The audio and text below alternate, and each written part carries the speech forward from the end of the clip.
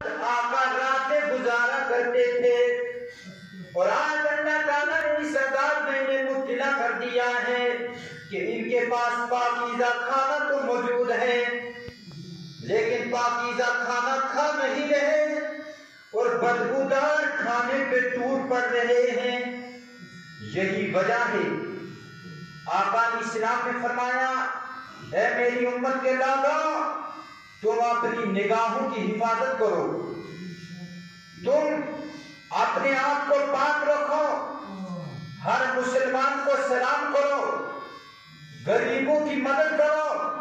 غریبوں کو کھانا کھلاؤ۔ آقا فرماتے ہیں سلامتی کے ساتھ جنت میں داخل ہو جاؤ گی۔ مسلمانوں، آقا فرماتے ہیں دوران سفر جب میں معراج کو جا رہا تھا، میں نے اور بہت سے مقامات کو ملاحظہ فرمایا۔ آقا علیہ السلام فرماتے ہیں میری سواری گزرتی رہی تو سرکار فرماتے ہیں دوران سفر میں نے کچھ ایسے لوگوں کو دیکھا جن کے ناخن جو ہے وہ تانبے کے تھے۔ آقا علیہ السلام فرماتے ہیں جن کے ناخن تانبے کے تھے، وہ اپنے ان تانبے کے ناخنوں کے ساتھ سرکار فرماتے ہیں اپنے سینوں کو اور اپنے چہروں کو نوچ رہے تھے۔ آقا علیہ السلام فرماتے ہیں جب میں نے یہ منظر دیکھا، جب میں نے ان لوگوں کو اس عذاب میں مبتلا پایا، تو سرکار فرماتے ہیں میں نے جبریل سے پوچھا کہ جبریل یہ کون سے لوگ ہیں جو اس طرح اللہ تعالیٰ کے عذاب میں مبتلا ہیں؟ تو جبریل امین عرض کرتے ہیں یا رسول اللہ صلی اللہ علیہ وسلم، آقا یہ وہ لوگ ہیں جو دنیا کے اندر ایک دوسرے کی غیبت کیا کرتے تھے۔ آقا یہ چغل خوروں کی جماعت ہے جنہیں آج اللہ نے اس عذاب میں مبتلا کر دیا۔ وہ دنیا کے اندر لوگوں کو غیبت کے ذریعے تکلیف پہنچایا کرتے تھے، اور آج یہ اپنے ہی ہاتھوں کے ساتھ اپنے ہی ناخنوں کے ذریعے اپنے سینوں کو بھی نوچ رہے ہیں اور اپنے چہرے کو بھی نوچ رہے ہیں۔ مسلمانوں اندازہ لگائیے دوسرے کی غیبت کرنے سے انسان کو ملتا ہی کیا ہے، بلکہ ایک حدیث پاک میں تو آتا ہے آقا علیہ السلام نے فرمایا اے میرے صحابہ، کیا تم میں کوئی شخص اپنے مردے بھائی کا گوشت کھانا پسند کرے گا یا نہیں؟ صحابہ کرام نے عرض کیا آقا وہ کون سا پتھر دل ہوگا، وہ کون سا ایسا سخت دل ہوگا جو اپنے مردہ بھائی کا گوشت کھانا پسند کرے گا؟ آقا علیہ السلام نے فرمایا اے میرے صحابہ، جو شخص دنیا کے اندر کسی شخص کی غیبت کرتا ہے، کسی کو غیبت کے ذریعے تکلیف پہنچاتا ہے، گویا وہ اپنے مردہ بھائی کا گوشت کھا رہا ہو۔ آقا علیہ السلام فرماتے ہیں سرکار فرماتے ہیں میری سواری چلتی رہی، میری سواری کا گزر ہوتا رہا۔ آقا علیہ السلام فرماتے ہیں میں نے ایک ایسے شخص کو دیکھا جو خون کی نہر میں تیر رہا تھا، جو خون میں ڈبکیاں کھا رہا تھا۔ آقا علیہ السلام فرماتے ہیں جب میں نے یہ حیرت ناک منظر دیکھا کہ ایک شخص جو ہے وہ خون کی نہر میں تیر رہا ہے، خون میں ڈبکیاں کھا رہا ہے، تو سرکار فرماتے ہیں میں نے جبریل سے پوچھا کہ جبریل یہ کون شخص ہے جو اس طرح اللہ تعالیٰ کے عذاب میں مبتلا ہے؟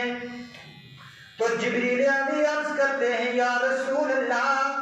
صلی اللہ علیہ وسلم، اے اللہ کے پیارے حبیب سرکار یہ وہ لوگ ہیں جو دنیا کے اندر سود کھایا کرتے تھے۔ آقا یہ سود خوروں کی جماعت ہے۔ مسلمانوں اندازہ لگائیے آج ہمارے معاشرہ کے اندر سود خوری کو عام کیا جا رہا ہے، اور یاد رکھیں سرکار فرماتے ہیں سود کے 70 گناہ ہیں، جن میں سے سب سے ہلکا گناہ یہ ہے کہ مرد جو ہے وہ معاذ اللہ اپنی ماں ہی سے بدکاری کر لے، یہ سب سے ہلکا گناہ ہے۔ اور جو سب سے بڑا ہوگا مسلمانوں، اس کا عالم کیا ہوگا، اس گناہ کا کتنا بڑا عذاب ہوگا۔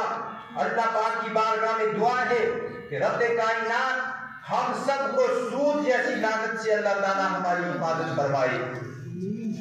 اور یاد رکھیں آقا اسلام فرماتے ہیں معراج جب میری ہوئی دوران سفر، جب میں اپنی سواری پہ سوار تھا، آقا اسلام فرماتے ہیں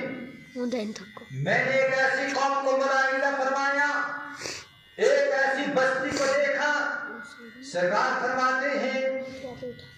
وہ ایسے لوگ تھے جو کھیتی باڑی کیا کرتے تھے، لیکن وہ اسی دن زمین کے اندر اناج اگاتے تھے۔ آقا فرماتے ہیں اسی دن وہ فصل تیار ہو رہی ہے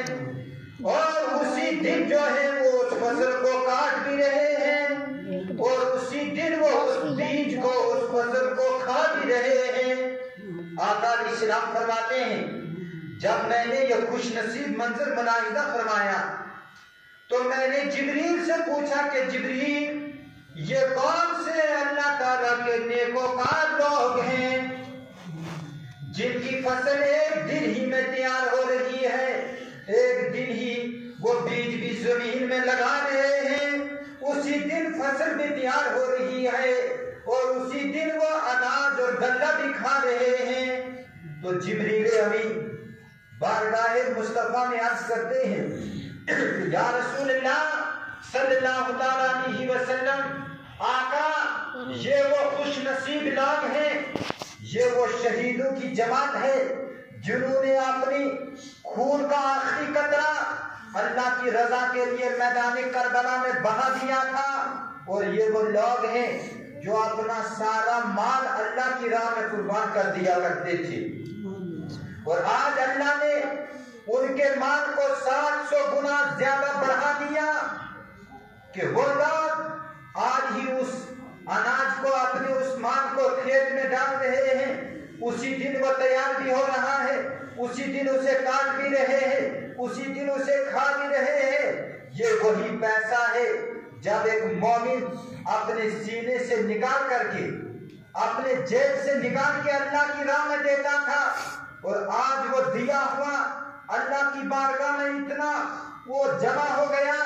کہ آج ایک کے بدلے اللہ تعالیٰ انہیں 700 دے رہا ہے۔ اسی لیے بزرگان دین فرماتے ہیں، صوفیاء کرام فرماتے ہیں اگر تمہارے گھر میں غربت آ جائے، یاد رکھیں گھر میں بیٹا بے روزگار ہو جائے، خود آپ بے روزگار ہو جاؤ، صوفیاء کرام فرماتے ہیں ایک نسخہ پہ عمل کر لیا کرو، اگر تمہارے پاس 10 ہی روپے کیوں نہ ہوں، 10 روپے میں سے 1 روپیہ اللہ کی راہ میں قربان کر دو،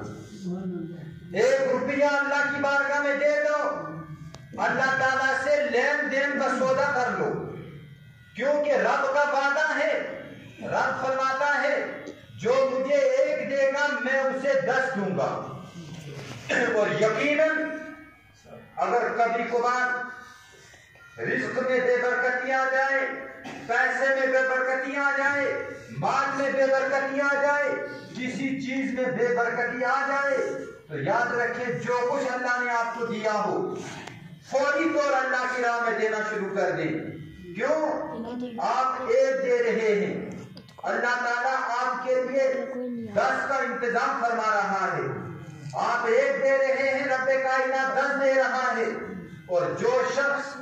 خوشی کے ساتھ دیتا ہے، محبت کے ساتھ دیتا ہے، عقیدت کے ساتھ دیتا ہے، پھر روایت میں آتا ہے اسے 10 نہیں بلکہ اسے 700 جیسا عظیم الشان اجر دیا جاتا ہے۔ آقا اسلام فرماتے ہیں میری سواری کا گزر ہوتا رہا، میری سواری گزرتی رہی، یہاں تک کہ آقا اسلام فرماتے ہیں میں بیت المقدس میں پہنچ گیا، قبلہ اول بیت المقدس میں آقا اسلام جب تشریف لائے، سرکار فرماتے ہیں کہ بیت المقدس کے اندر